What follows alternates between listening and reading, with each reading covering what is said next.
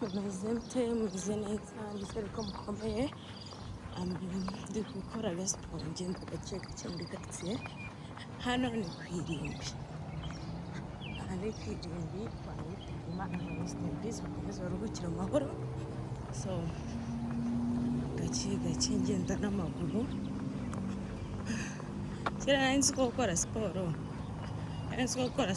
bisaba kujya muri za jimu, bigasaba iki urumva naho abantu biruhukiriye baba bari. Nari nzi ko ari ukujya muri jimu umuntu agakora ibyo muzi mwese muri jimu bakora, ariko let me tell you something, ntabwo ari byo. Urabizi ko ushobora no kwigendera gutya gake njye nko mu biro byose, mu mapawundi yose nagiye ntakaza.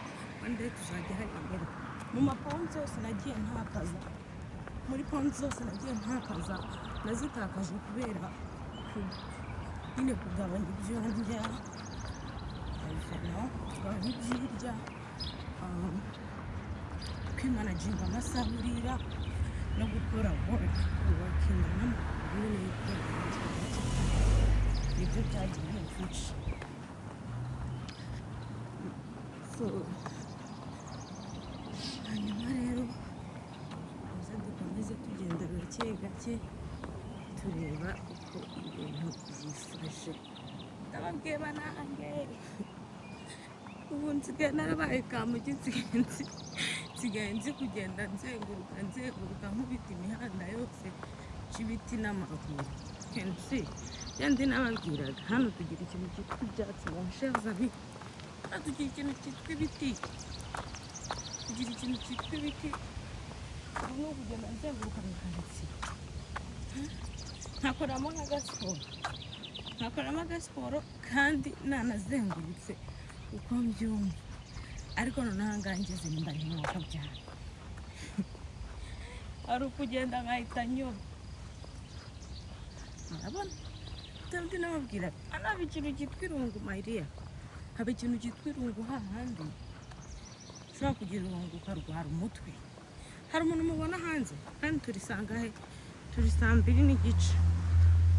2:30 za mu gitondo, nta muntu uri hanze, nta muntu utambagiye, nta mwana uzenguruka, ndi njyenyine ndimo kugenda umuhanda njyenyine.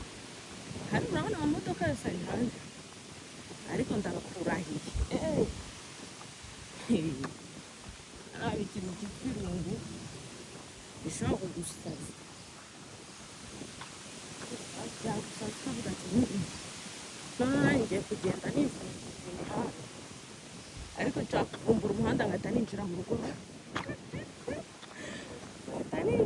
rw'umuntu bagahita bambama, bagahita bambaza kubera hari igihe nyine yakwikanga. Mbona imodoka y'umuntu nzihabura bahita kari hakanze iso 65.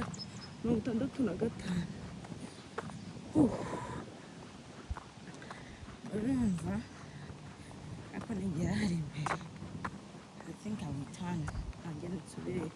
So ngahe ngukore mbanje ngo mbereke umunsi turi kwa gatandatu, ariko ndebera ari so quiet kandi hitwa ngo muri weekend. Ayo nguko nagira ngo mbereke uko ibintu hano biba byifashe bihagaze. Nobody turi kumwe, ukomeze ubane nanjye, ndabakunda, bye.